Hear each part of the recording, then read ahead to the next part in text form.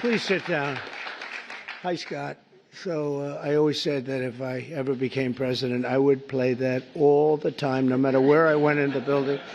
But I've never really gotten to do it. I wanted it for breakfast, lunch, and dinner.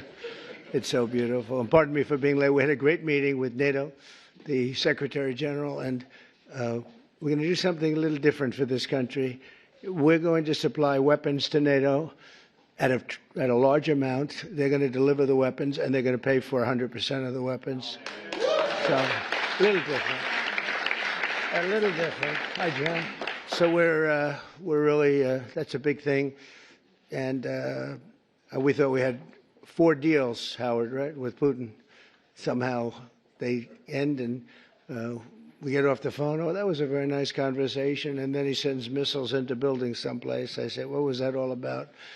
So anyway, so we're going to be doing that with NATO. And it's fully approved, fully done. We'll send them a lot of weapons of all kinds, and they're going to deliver those weapons immediately to the site of the war, different sites of the war, and they're going to pay for 100% of them. This all was made possible by going from 2 to 5% a month ago when I went there. So, yeah.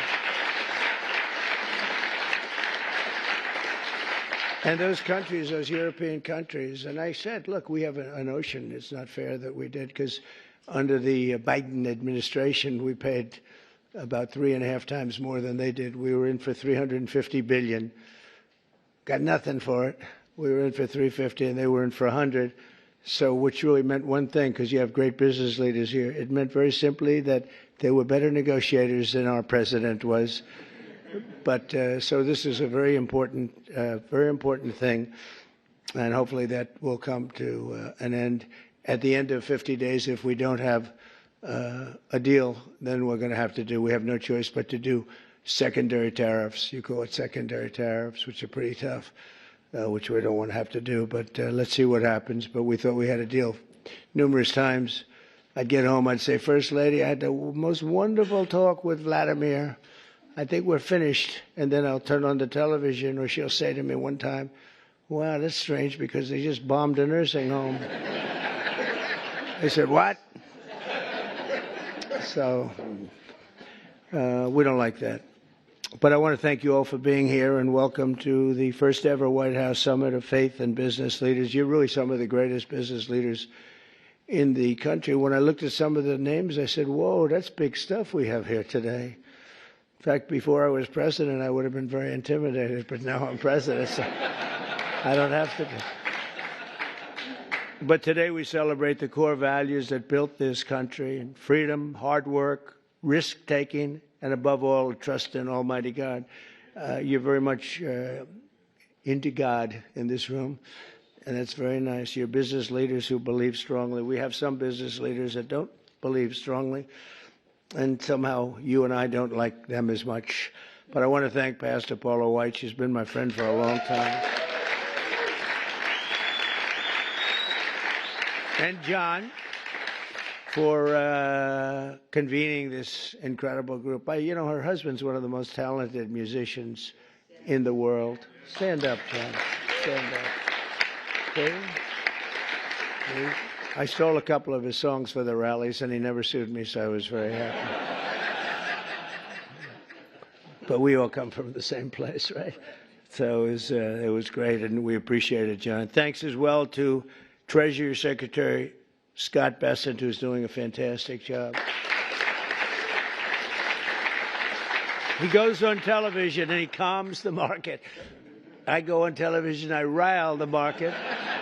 And I say, we better send him in there, Howard, right? And the market's become so calm and nice. So you're doing a good job, Scott. Thank you very much.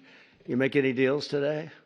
We got a lot of them, boy, I tell you, we have. But the best deal is just sending out the paper. You know, they keep saying, well, he hasn't made the deal. Well, we made a number of deals. But why isn't he doing deals? Because the paper is better than any deal we can make. Do you understand? The people in this, Kevin, they asked you that question this morning. You were great this morning. But they said, well, when is he going to start making deals? The next time we could say, just, no, every time he sends out a document that you have to pay 35% or 25% or 50%. Or in one case, 100%. those deals, you can't beat those deals, but we're still willing to talk. And they all, literally every country wants to make a deal. We're in a good position. You would call it a position of strength. I don't talk that way because I'm a politician now, unfortunately. And I don't want to talk about strength. I just want to say we have to be treated fairly because we were ripped off on trade and the military for, we protected other nations. Nobody paid us. Nobody did anything for us. Nobody helped us. And that's much different. NATO is a much different situation now. When I got in, I believe we were paying for 100% of NATO. And now they're paying, they went from 2%, but they were paying 1% to 5% that they're paying. That's a big difference. It's about $1 trillion difference. And they're wealthy, for the most part, wealthy countries. And some of them they're among the most powerful, among the wealthiest countries in the world. So they're going to start paying, and they want to pay. And we had a great meeting about 1 month ago. That set the stage for what happened here, but it's very important. So I want to thank Scott for being here. I want to thank Commerce Secretary Howard Lutnick. You are doing a good job. Am I right when I say I really don't want deals? I just want the paper to get sent? Right? It's true. I don't know if this is on television. Yeah, it's always on television. SBA administrator and a great person, cabinet member, a friend of mine for a long time, Kelly Loeffler. Kelly, you're doing great. She's small business, right? She only does small business, but when you add it all up, it's the biggest bank in the world by a factor of about 10, right? She's doing a great job. And director of the White House Faith Office, Jenny Korn, who's also amazing. Thanks, Jenny. From the earliest days of our republic, the steady compass of faith has guided the strong hands of American workers, builders, and entrepreneurs like really no other. Our country was founded by pilgrims and believers, and every generation since, Americans of faith have built our communities and forged new industries and enriched our country by millions and millions of people and ways. John D. Rockefeller, J.C. Penney, Charles Goodyear, Truett Cathy, and frankly, we have people I could name right in this room sitting here that their names are every bit as big as that. They were inspired by their love of God, and now the proud tradition continues with all of you. And this group reminds us, as a nation that prays is a nation that prospers. And you see that. I think one of the reasons we went so bad is they really wanted to take God and religion out of your lives. And there was nobody to, look up to. There was just nobody. It was, we were freewheeling, and we can't freewheel. No, we have to bring religion back into the country, and we're starting to do that, I think, at a very high level, Paula, a very, very high level. You see churches are starting to fill up again. Under the Trump administration, America is prospering and America is winning like never before. Our country is back. So I was in Qatar, Saudi Arabia, UAE, and then a month ago we were in Europe with all of the NATO countries, European countries, and plus Canada. And almost everyone said almost the exact same words. They said, 1 year ago, your country was dead. Terrible term, but that's what it is. Your country was dead. We thought it was finished. And now you've got the hottest country anywhere in the world. It's true. Is the hottest country. Did you see they found $25 billion of essentially profits last night? They said, where did it come from? It came from management, but it came from tariffs. And it came from, good business skill. And I've always made money. Now I'm making it for you people. I've had good days and bad days, but in good days and bad days, I always found a way to make money, and we have to do that for our country. But and we did 188 billion in Scott just now, 188 billion in tariffs, 188, and we haven't even started yet. That's only for cars and steel. We actually have barely started. The economy is roaring, business confidence is soaring, incomes are up, prices are down, and inflation is dead. It's dead. We have a bad Fed chairman, really bad. if he would lower the rates, and I tried being nice to the guy, it doesn't help. He's like a knucklehead. No, he's a knucklehead. A stupid guy. He really is. You know, each point, think of this, each point costs us $360 billion. Billion. 1 point, $360 billion. 2 points, you got $600, $700 billion. And we're way high. We're at 450 or 425, 450. And how do you go borrow money at 1% when the Fed has you at 450? And, you know, it's not that easy. I get angry at them. Why are we paying so much? You know, because he's got you up at this number. And we should always be the lowest. Now that we're doing great, we have no inflation. Think of it. Our stock market hit record highs. Everything's hitting a record high. We're really running good with no inflation. And we should be at 1%. We should be less than 1%. I think Switzerland is the lowest at like 0.5%. We should be lower because without us, there's no world. I don't want to sound overly aggressive, but without us, you have no world. And we've put our country on solid footing. We had a man as president who was the worst administration, worst president in the history of our country. We've had some bad ones, but he's the worst ever. What he did at our border can never be forgotten. 25 million people allowed to pour into our country, all unchecked, unvetted, murderers, gang leaders, gangsters, people that you don't want in our country under any means, terrorists. We have many terrorists in our country, and we're watching them close. Tom Homan, by the way, is doing a phenomenal job. Christine Noem is doing a phenomenal job. We had last week, it was reported, nobody, not one, even I don't know if I believe that number, but the numbers are done by liberals. So they said, did you know that? They said we had nobody, zero, cross our border. It's the first time that ever happened. Zero. Did you hear that? It's like crazy. But we have people from mental institutions, insane asylums even. That's a mental institution on steroids, essentially. But we had people coming into our country. We can't have them. And we have to get them out. But we can never forgive this administration, this past. And I'm okay with administrations. I mean, I can go through a Democrat administration, say, hey, look, they worked hard, they tried hard. But the things that they did to this country, we can never, ever forget it. From the rigged elections to the border, to the transgender for everybody, from men playing in women's sport. You ever take a look at some of these records?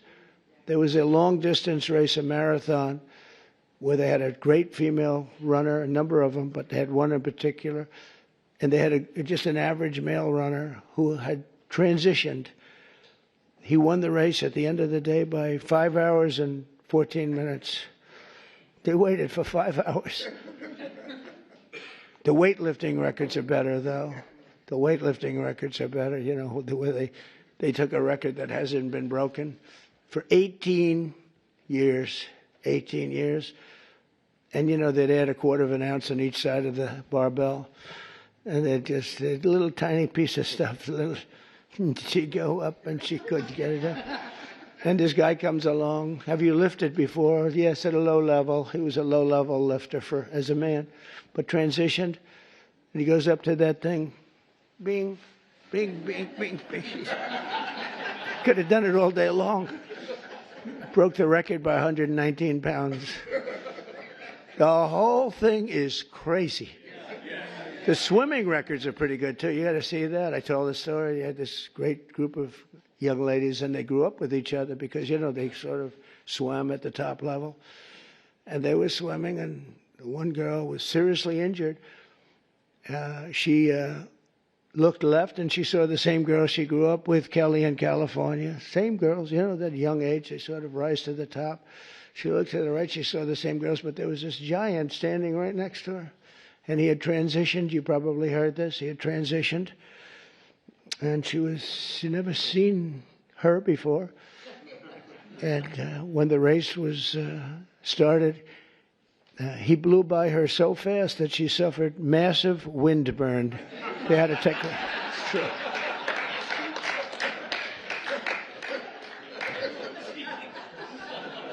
And he got out of the race, and he went had a little lunch, and then he came back and watched the rest of the young ladies finish up. The whole thing is crazy, and it's so demeaning to women. It's so demeaning to women. But it is what it is. But what they did to this country, and we ended all of that, as you probably know. We ended the woke. The woke stuff is no longer in favor. But we're doing fantastically. Wages for blue-collar workers have surged by the most in over 60 years. Gas prices have reached the lowest level in 5 decades. Actually, we're going to see some really good numbers. Drill, baby, drill. Drill, baby, drill. I got to make sure that people can afford to produce the gas. But the gas has gone to the lowest level in decades. And you're seeing $1.99, $1.98, and I saw $1.95 at certain states. Not California, because every time it goes down, they add taxes onto it. You're at $6, $7. They just add taxes. All they do is they keep adding taxes. Terrible governor, doesn't know what he's doing. He may be a candidate, but if you go by success, you can't have him be a candidate. And on Friday, it was announced that the United States Treasury ran a budget surplus. Is that true, Scott? In June, for the first time in many, many decades. Wow.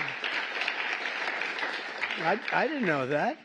That's a good one, too. I'm going to have to put that in my repertoire, Scott. But the biggest victory of all came 10 days ago when I signed the One Big Beautiful Bill into law. Right? And just as I promised, we did something that was amazing. Everybody was against it. I wanted it.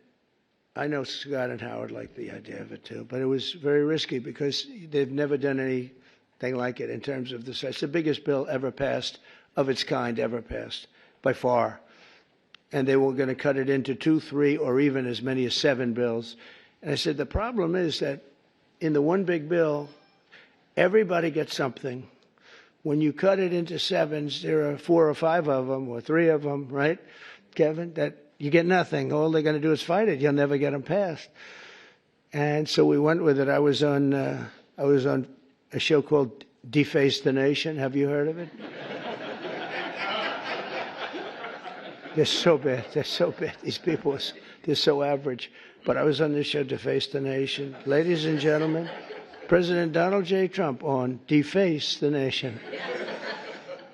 No, but they're all so bad. But we were on the show, and she said to me a question. She said, what would you call this bill? Would you want to have it called One Big Beautiful, or would you rather see it? I said, what I want is one great, big, beautiful bill. And Speaker Mike Johnson, John Thune, they were watching, and they said, what a great name for the bill. We actually ended up calling it that. We took the great out. I actually liked it even better. One great, big, beautiful. But they said, let's a little bit of a low-key. But we got to pass. But we got to pass because there's something for everybody. And there are things that people don't like, but you need them for the country. You have to do some things that are great for the country, but they wouldn't necessarily get the votes. And we got the votes. Think of it, not one Democrat vote. All the goodies that we got, not one Democrat voted in either the Senate or the House. And we're talking about tax cuts and business. So many different things that are so good, right? Not one Democrat vote went with us, not one. So we had to get almost every. In the House, we got 218 to 2. Think of that, 218 to 2. Nobody could do that. It's never been done. And that says, and we have Rand Paul Jr., who's a guy we call him Rand Paul Jr. because he always votes no. A guy named Massey, always votes no. We had another guy who I helped very, very strongly, helped him with a very personal situation, got him through it. And he voted no. I said, thank you very much. I appreciate it. And then we went to the Senate, and you had, of course, Rand Paul, who always votes no. They call him Just Say No. I think they think it's... No, I think I got him elected. I had to go to Kentucky twice to do rallies to get him elected twice.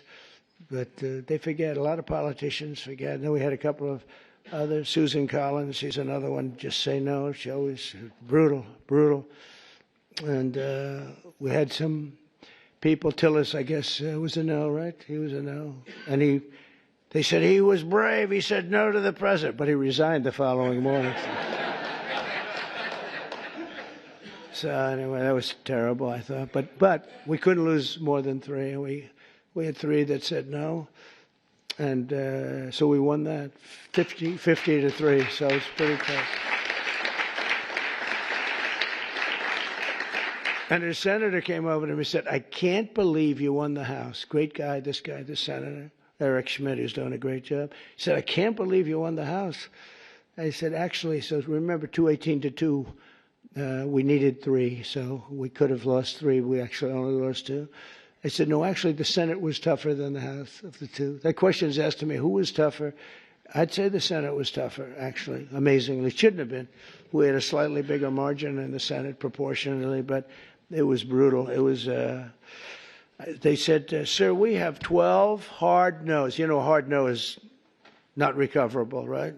This was at 2:30 in the morning. Mike Johnson called up. "It could be 20, but it's at least 12. So could you call them, sir?" I said, "What time?" I said, 2:30 in the morning. And we have to win, right? We can never give up. The people in this room, right? You never gave up. My supporter right from day one, and her husband with a bad damn back, right? How's his back? Is he okay? Every time I see him, he's got a bad back. But he's got a lot of cash, so. A lot. He's got a lot of cash. But no, they're great people. Thank you very much. I do appreciate it. You were there right at the beginning, you know, always was there.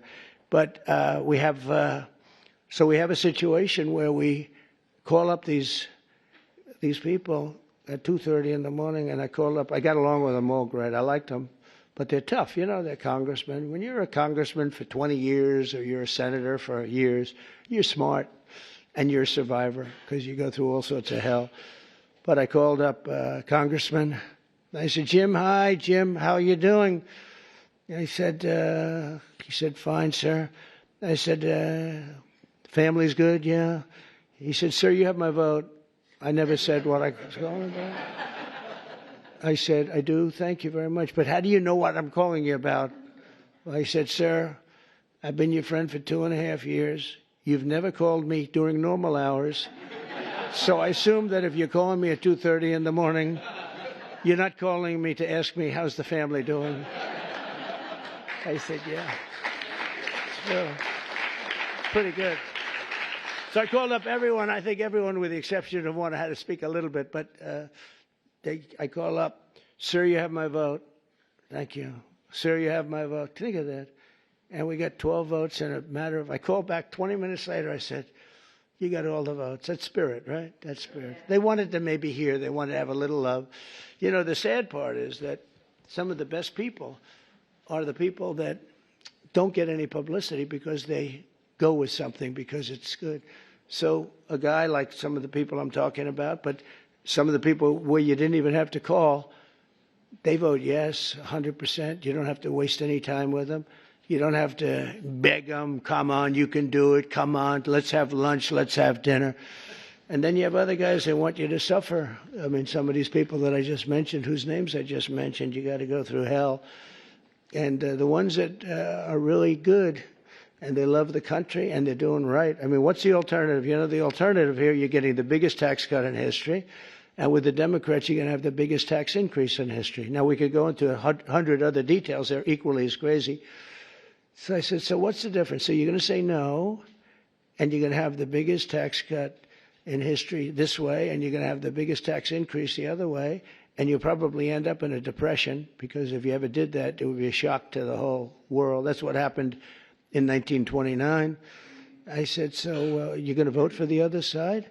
"Well, sir, I'll do what's really appropriate." You know, the losers. But you have that. Really, they're grandstanders. You know, you have grandstanders, and you have them in every business. And the Democrat has far fewer. They're grandstanders. But, you know, the one thing about them, they have bad policy. They're evil people in many ways, but they stick together. You don't have it where you don't have, I don't want to use too many names, but You don't have a Mitt Romney in the midst who makes you suffer. You don't have some of the people that I mentioned who make it so hard. They make it so hard. And the alternative is one of two things. You can either get all these things and make the economy strong, or you're going to literally have perhaps a depression where you people so rich, so beautiful, so nice to look at will be totally busted. And let's see how long your wife stays with you. You're beautiful. She'll stay with you for about 3 weeks and she'll say, darling, I can't take it anymore. I can't take it anymore, darling. I'm leaving you. I said to one guy, he's a very, very unattractive man, but he's smart and he's rich. And I said, you better hope we get this thing passed because your wife will be gone within about 2 minutes. He said, you're right. But so we had a tremendous success, and it gives you the biggest tax cut in American history, the largest spending cut in American history, and the largest border security investment of all time. And again, we're doing great on the border. I almost say, why do we need it? We have such good numbers, but you need it. Ultimately, you're going to need it. I built hundreds of miles of border wall. Without that, you could have never had the results that we had. But to lift up the American family, we increased the child tax credit and made school permanent. We made it all permanent, the school choice. And we expanded school choice. And for every newborn child, we created what's called the Trump accounts. And this was Michael Dell. I don't know if Michael Dell's here, but Michael Dell, well, you tell him I mentioned his name because it's true. He would call me for 3-4 years. I didn't know Michael. I just know he's a great success story and a great guy. That's all he talked about was the account where you put $1,000 and as a baby is born, $1,000 into an account and you let it be invested by, I guess you pick out some good money determinant or fund or index. And I guess at a certain age, like when they're 30, goes earlier than that, but when they're 30, they're supposed to have like $75,000. That would have a huge impact on their lives. And it could even be more than that. So that passed. And, it's funny, that was one of the easiest things we had to get passed. Can you believe it? I thought so many people loved it. They actually call it the Trump accounts. And I didn't fight for that name, right? I didn't fight for that. I said, that's a very great honor. But Michael Dell was amazing. That's what he said he's going to invest billions of dollars doing it for children. He's going to put a lot of his money into it. But even more importantly than the economic success, we're restoring the spirit of our country. America is once again an optimistic nation. We were so down. It was depressing. We were so down. That's why I ran again. I got cheated. They rigged the election. But I said, if I didn't think I won, I would have never run. Because that's like a poll, right? You lose, you lose. It's worse than a poll. But I saw the lack of spirit in this country for 4 years. It was a dark, horrible place. And for people of religion who were arresting your pastors, they were arresting if you went to church and you had a service outside. And the reason outside, because you had the COVID. And you could go outside. They'd arrest everybody for even having the service. I'll tell you, religion took a big hit because of the way they treated all of us. And we now have a confident nation, an optimistic nation. And we have one nation under God, and we'll always keep that term.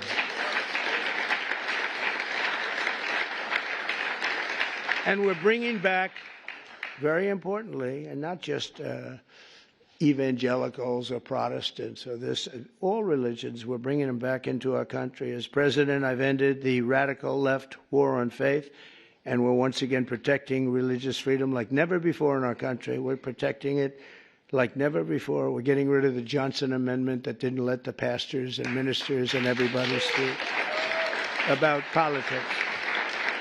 Now you're able to speak about politics, Paula. You can say, I don't like that guy, and they don't take away your tax-exempt status. They take away tax-exempt. And I'll tell you, remember when that started? It was at the meeting room before I ran, 2015, a year before the election, and I was with 50 faith leaders. They were great.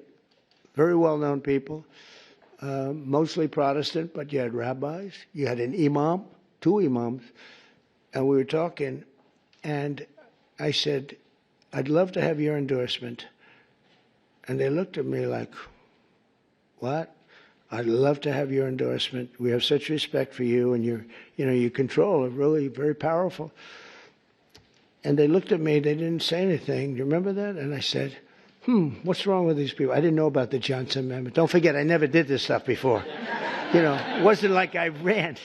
I was on the other side. I was on the same side as you. You write contributions to people that you like. But I never ran, so I didn't know about the Johnson Amendment.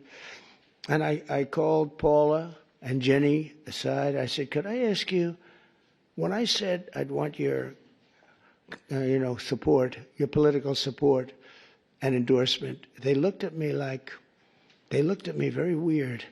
What's going on? Well, sir, there's a thing called the Johnson Amendment. And if they even speak about anything having to do with politics, they will immediately take away their tax-exempt status. And if they lose the tax-exempt status in your world, that means you might as well close up your church. I said, you got to be kidding. So I can't really. And I told them, we had another meeting a couple of months later. And I said, you people in theory are the most powerful people. You're more powerful than man or woman because we have more than 50. Let's assume men and women are 50-50. But you have 80% between all the different religions. I said, you have more power than anybody, but you're not allowed to use your power. I said, we're going to get rid of that because people want to hear what you have to say more than anybody else, pretty much. And we did get rid of it, and we launched something that's great. And now you see people, if they like somebody, they're able to talk about that somebody for office, right, Jenny? We're able to talk about a certain politician that has your values and likes your religion. It's okay. And we got rid of that. Was Lyndon Johnson, a very powerful guy. And he had a problem with a pastor, I think in Houston. And the pastor was not a fan of his, and he put the clamps on the guy. He really did. Amazing, actually. And we opened it up. I looked at him, and we're up 68 stories in the air at Trump Tower, and in this beautiful conference room. I look down, I see people walking up and down the street. I said, that means that person walking up and down the street, any one of them have more power than you do because you're not allowed to even talk about it. You were even afraid to talk about it, but they're not afraid any longer, and I think they appreciate it. As president, I've ended the radical left war on faith, and we're once again protecting religious freedom instead of destroying it, and God is once again welcomed back into our public square. It's very important.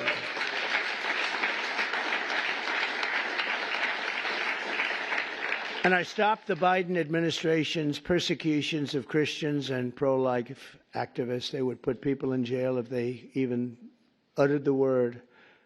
And, well, look at me. I mean, look what happened to me. I was under investigation more than the late, great Alphonse Capone. Think of it. Al Capone would kill people for dinner. If he left the room and he didn't like them, he'd have them shot, killed, buried under a building someplace as part of the foundation of a building. They're all over the place. And I said, I had more time under investigation than the legendary Alphonse Capone, or probably anybody else.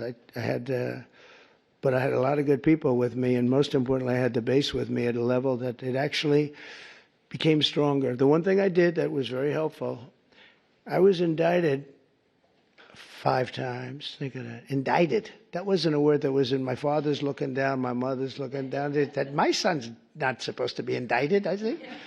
I got indicted 5 times, impeached 2 times. All bullshit, right? All terrible stuff.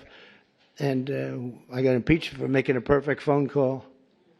Good luck. Congratulations. I had a guy come up to me, a secretary of energy from before. Sir, could you call up, of all people, President Zelensky? And I called him. I actually held off. He must have come 10 times. Please, sir. It's because they wanted to do business or something, oil and gas. Who the hell knows what they wanted? You can imagine what they wanted, but they wanted, would you call up President Zelensky? And I did.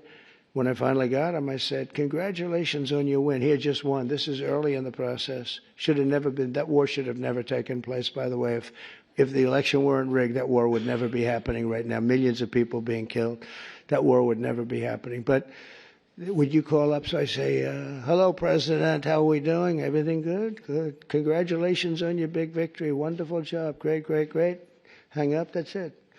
I get indicted for making a phone call. I told that secretary, who wasn't the smartest bulb, He wasn't Rick Perry. You don't want him on your debate team, let me put it that way. Rick, you're not going to be on my debate team, Rick. But he's the one that asked me to do it, Rick Perry. And I said, thanks, Rick. That was a wonderful suggestion. I just got indicted over your stupid call. This is what we have to put up with, right? This is what we have to do. We have to put up with things. But it's been an amazing period of time, and we've straightened out so many bad things in this country. I created a Presidential Commission on Religious Liberty and established a Department of Justice task force to eradicate anti-Christian bias, because you have a very big anti-Christian bias that you don't think about and you don't hear about it. I established the White House Faith Office to defend and represent people of all faiths, and it's located in the White House. You've never had an office. We've never had that. And Jenny and Paul are there all the time, but we have it in the White House, so people can call up and complain, or they can call up and say, you're doing a great job, whatever. But we have it actually in the White House. Nobody's ever done that.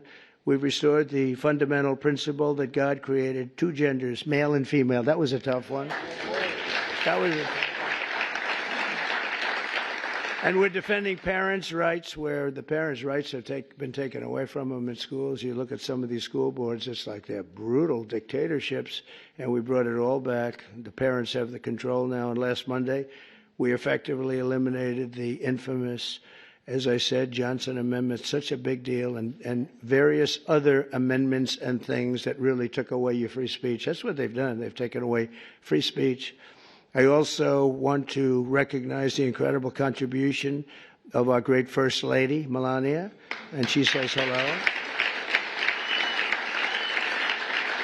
And Melania did the Be Best initiative in supporting children in our foster care system. She visits a lot of children, a lot.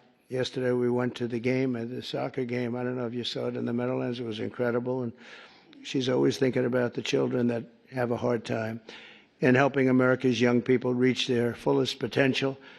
And it's remarkable to think that it was only 1 year ago this week that my time on earth nearly ended. And if you look at that, God was with me, because that's something that, in theory, I should not be with you today.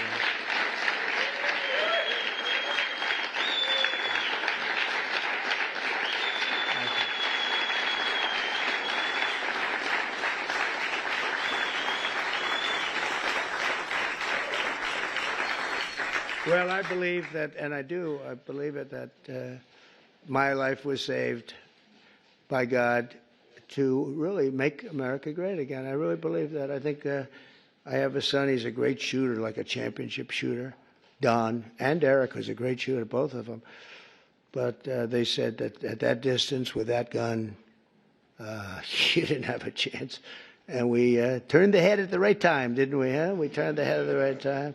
So, I don't know, some people say it was lucky, and some people say something else. I say something else. I think God helped us.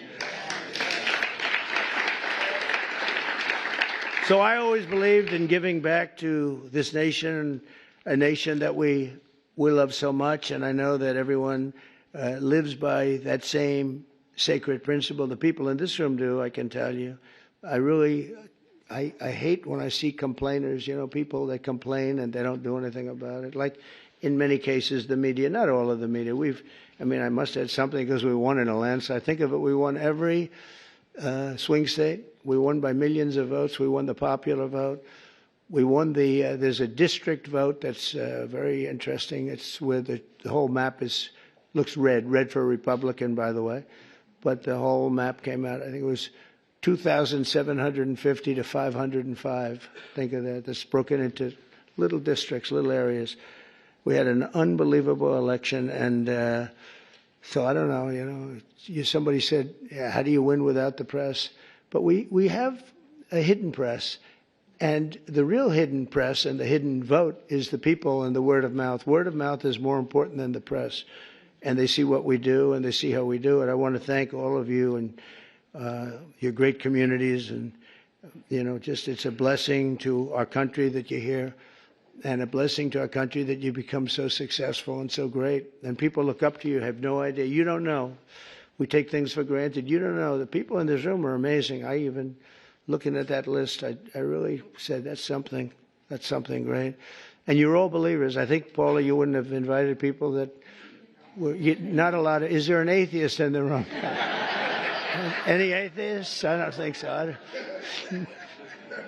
I wouldn't want to raise my hand if I were. I'd be in big trouble. No, you invited all people that are outstanding in faith and success, and it's a very noble group. But it's because of the patriotism and goodwill of citizens like you that America remains strong and faithful and free. And together we're going to continue the fight for Judeo-Christian values of our founding fathers. We'll grow our economy. We'll defend our sovereignty. We'll protect our children. When you look at the job we did, I was just thinking because President Putin said it to me and other leaders said it to me. When they looked at those B-2s go in, and think of it, they flew for 37 hours straight. We had 52 tankers, the gasoline tankers, and they rode along with them at different aspects, and they refueled. And not a screw was broken, not a mark was on those planes. Every engine was perfect. When they landed, they were just as good as when they took off. Think of that, 37 hours and about 40 minutes through a very rough territory. And those machines worked incredibly well and literally not a problem. And when I honored the flyers, we did it last week, I also honored the mechanics, the people that took care of those machines. And I said it's equally important. And you compare that, same country, you compare that with what happened with Jimmy Carter. It was a sad situation. The helicopters were coming down and they were crashing and the men were all over the place trying to get the hell out of there. And it turned out to be a hostage situation and horrible thing. And probably it was one of the things that cost him the election, certainly. But when you think of that and you see this was, in terms of perfection, they think it was a perfect military. We sent the planes to Guam. Everybody thought we were flying to Guam. And they said, oh, they're going to Guam. Well, Guam's out of the way. At the same time, we had some others going a different direction. I watched horrible CNN. You know, you have to watch sometimes your opposition, and they are opposition. And I saw that they had basically the plans of when we're going in, when we would be entering Iranian oil airspace. And I said, you know, that's weird.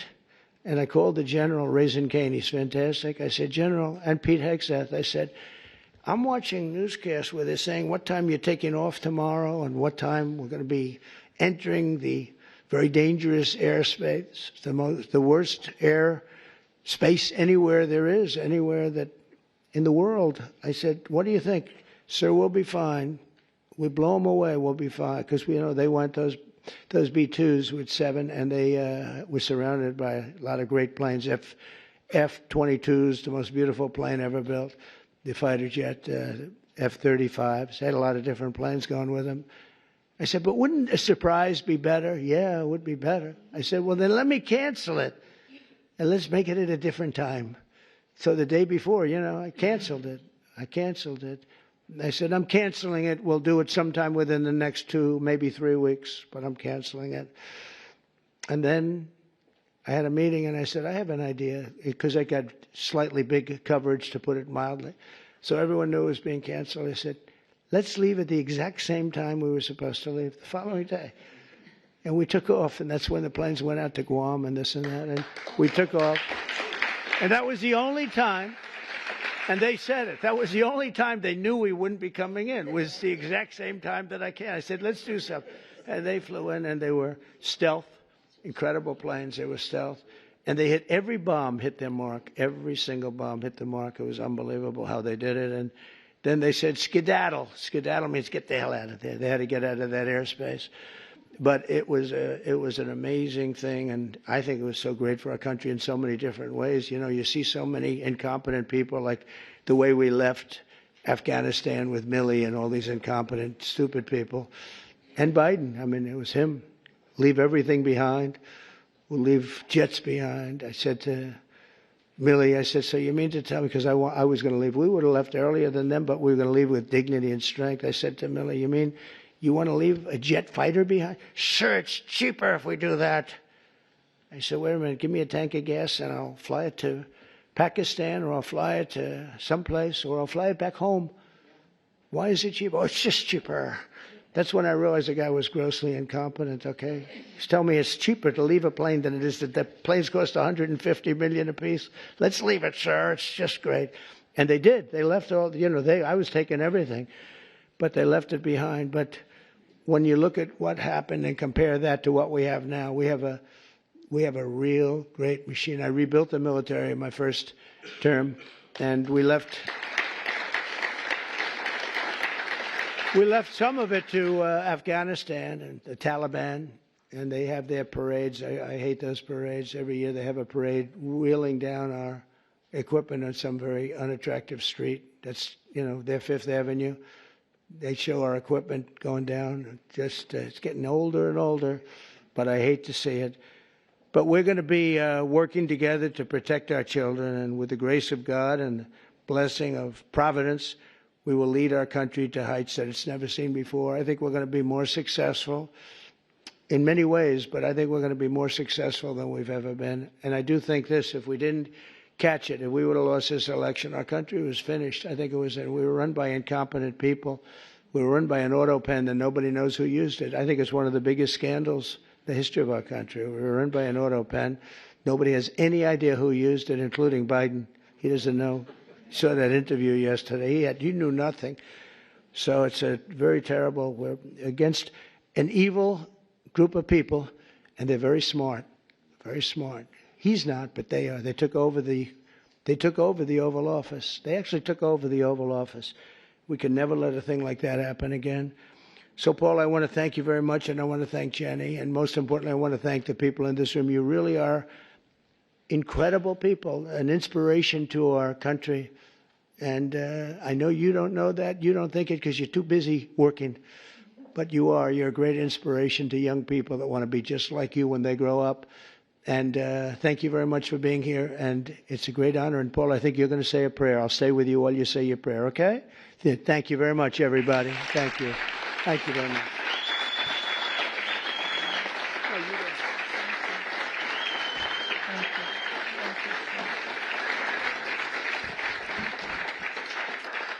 Thank you so much, Mr. President. You guys may be seated for just a moment. And he is our greatest champion of faith of any president that the United States of America has ever had. We are deeply grateful for that. We are very honored that you are all here with us at the White House, and where faith is not sidelined, but has a seat at the table. And as we gather today as leaders of industry, of vision, of faith, I believe that today is going to be very enlightened. And I'm so overwhelmed. We're getting ready to worship and pray, and to just think that prayer, worship, and doing good works is welcome back into the White House.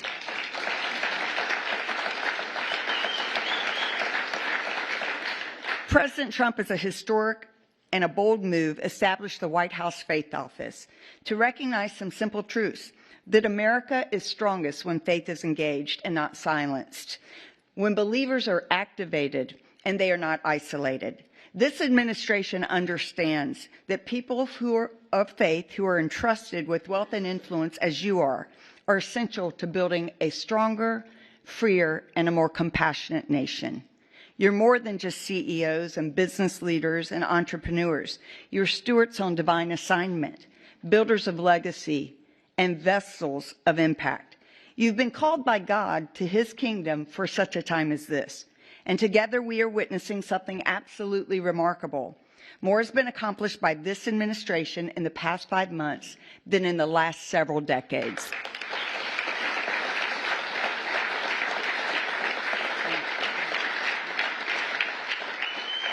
And that is due to the leadership of President Trump, his administration, and the great team he has assembled. America's spiritual and moral foundations have been restored, and it's only the beginning. Today's not just a luncheon. It is a moment of divine alignment, a commissioning, And we believe that God is raising up business leaders who don't separate faith from enterprise, but who see their platforms and their pulpits as their businesses and instruments for eternal impact. Let us pray. Heavenly Father, we come before you with great reverence and expectation. Your word declares in Isaiah chapter 43, verse 19, "Behold, I am doing a new thing. Now it springs forth. Do you not perceive it?" Lord, we do perceive it. We see the stirring of your hands, reviving hearts, reforming systems, raising up leaders at this very hour. We thank you for our great president, President Trump, for his life, his courage, his clarity, and unwavering defense of faith and freedom. May your wisdom guide him and your protection always surround him, according to your word that does not return void. In Psalm 89:21, that you say, my hand will sustain him, and surely my arm will strengthen him. We bless every person in this room, those you've entrusted this wealth, strategy, and vision to, according to 1 Timothy 6, that you tell us, do not put our hope in riches, but be rich in good works, generous and ready to share. So they are your Josephs in Egypt, the wise stewards in famine. They are your Daniels in Babylon, the uncompromising voice, and your Lydia in Philippi, the ones who expanded the kingdom. Let this be more than a meeting. Let it be a movement where we come together and converge to bless communities, care for others, and reach nations, empowered by your purpose and your grace. Unite us with the common cause to use our time and talent for thy kingdom come, thy will be done in the earth as it is in heaven. In the mighty, matchless name of Jesus, we pray these things and come in agreement. Bless this food and bless everyone. And everybody said, amen. And by the way, it is Secretary Howard Lutnick's birthday, so I'll wish him a very happy birthday. We are so grateful for your time, President, and my husband John's going to worship. At any time that you have to go, we know that you have spent more than enough time, and you are running the country exceptionally for us, and we are all so grateful. So he will stay as long as possible, but will you let President know how much we love and appreciate him?